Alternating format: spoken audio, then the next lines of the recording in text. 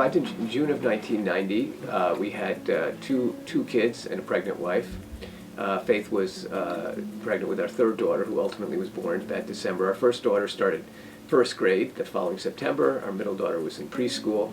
I had left a smaller congregation in Falmouth on Cape Cod of about 200 families, and then came to Andover with well over 500 families. So it was a big adjustment, but one that I'm really happy, a change that we made. My wife took the first 2 years she had been teaching in Falmouth in public school.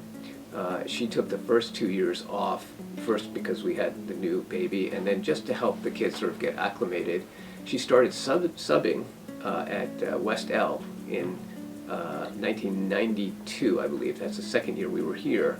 And then she went to work full-time at South School, where she's been a teacher for 27 years. She's not with me. I just want people to know she had some shoulder surgery this week, so she's kind of recovering from that. I've been very fortunate in that I have been welcomed into many different places. I think there's barely a church in this community in which I have not either spoken or had an occasion to interact with clergy.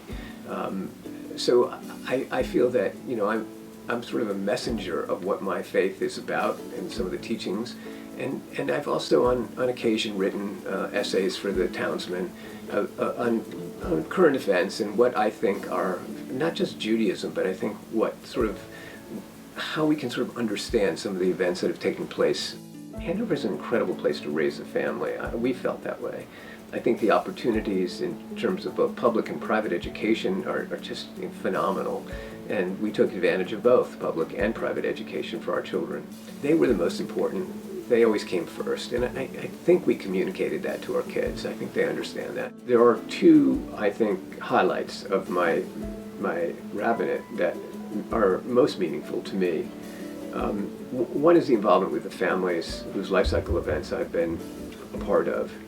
There's something incredibly gratifying about standing on the bim of the altar with a young boy or girl as they become a bar mitzvah. I've always said I have the best seat in the house, and the best seat in the house is looking at the front row where the parents sit when they watch their son or daughter reading from the Torah or whatever. That's an incredible perspective. Every single bar mitzvah, I've probably done over 1,000 bar mitzvahs in the 31 years I've been here. Bar and bat mitzvahs, it never gets old. At the same time, I've also had the sad experience of sitting in my chair on the altar, bima, looking into the faces of those who, during the funeral of a loved one, with the casket in the front sanctuary, and just watching their eyes and the sadness and their broken hearts. And that's also extremely moving. It has gotten difficult over the years, the longer I've been here, to stand at the graveside of people whom I've known for a long time. And in some ways, that has probably contributed partly to our decision that it's time. It's just time. And that's a very difficult thing to do. And because, as I said in one of my sermons, when I talked about my leaving, a little piece of my heart breaks. To be able, though, to help people through these journeys, it's an incredible honor. Indescribable. I can't think of anything more meaningful than to be included. I mean, in the most intimate moments of a person's life, the joy of a wedding or a bar bat mitzvah, or the sadness, the grief, their moment of greatest vulnerability. It doesn't matter what you do, just do it with passion. Anything you do is a calling if you care about it, and in some way it captures your spirit, your passion, and your heart. That's how my wife, she'd be embarrassed or probably not want me to say this, but that's the kind of teacher she was. I know that because I knew how she struggled with the kid. If the kid was struggling, she was struggling. As I said, it's her calling, and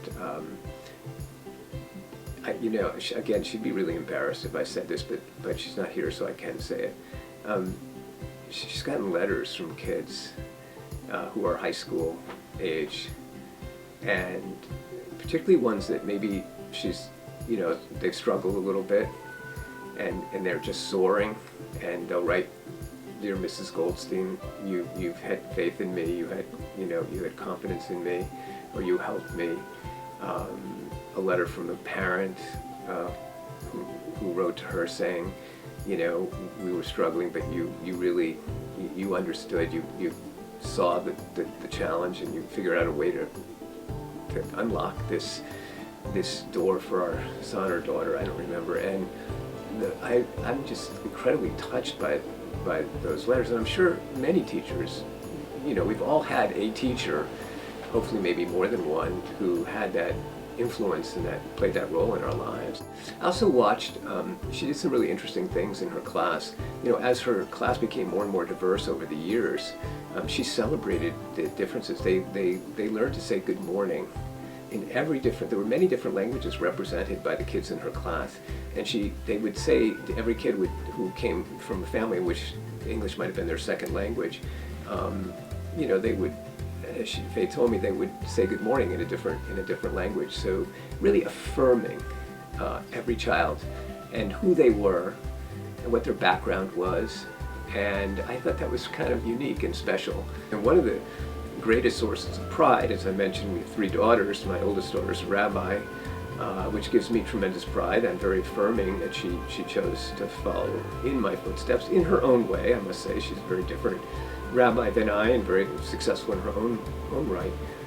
But our middle daughter is also a teacher, and I sometimes listen to her calling on a phone call. She teaches in New York, and she'll call her mother, and they'll talk about some problem or some challenge she's facing with a kid, and I just listen to the two of them, and there's just this focus, this commitment and passion for figuring out how to resolve this problem with this child. And I just sit back in tremendous pride, but also marvel at that single-mindedness to focus on the well-being of your kids, of your charges, which I think that's the kind of faith, teacher faith was, and it's just in her blood.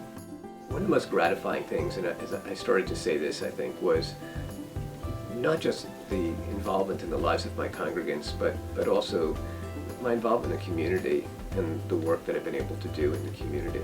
I was a member of Rotary for many years, so I know about the good work that Rotary does, the Lawrence Rotary. I served on the board at the Lawrence General Hospital for probably 20 years. I'm also for many, many years on the board of Edgewood Retirement Community in North Andover. These are agencies and organizations that benefit my congregants, but more significantly, they benefit the whole community. And so I've really sought to get involved in the community as well, which I've done and have been encouraged to do, and I found that extremely satisfying. And I see this award as a kind of a representative, it represents that, and that it just, you don't look for this award. It was kind of a surprise when Mark Spencer spoke to me about it. I was extremely honored and humbled, frankly, by it. But I do feel really good about it, because I feel that it acknowledges something that was really important to me, which is not to just live in this community and not just to serve my congregants, but to try to be a voice for liberal religion and what it says and how it encourages us to live our lives with nobility, lives of justice and charity and caring. I've said to my successor, whom they've identified, Rabbi Max Chaikin, a young rabbi who's going to do an incredible job, he's a wonderfully talented young man, that in a sense, he's going to come to a congregation which, starting July 1st, it's going to be like a new congregation. I think all of us are experiencing that. Whether our kids going back to school in September, it's going to be, hopefully they will be back full-time in September. It's starting again. It's recreating something. But we've learned to take advantage of some of these techniques that existed, but I never knew about Zoom before March. 1 year ago, I never heard of Zoom. Now we do almost everything on Zoom, and I've become, sort of proficient at it. Normally on a winter Friday night, I might get 35 or 40 people at a service. We are getting over 125, sometimes 150 people on a Friday night service because they're doing it at home. They don't have to go out on a cold Friday night. And I know, because I've seen the resilience of my congregants, as I've seen the resilience of our community, even with all the challenges, that we survived this, that I believe that we can that we're going to be okay. I found it, my 3 decades plus, extremely gratifying. Hard work, a lot to do, but incredibly satisfying.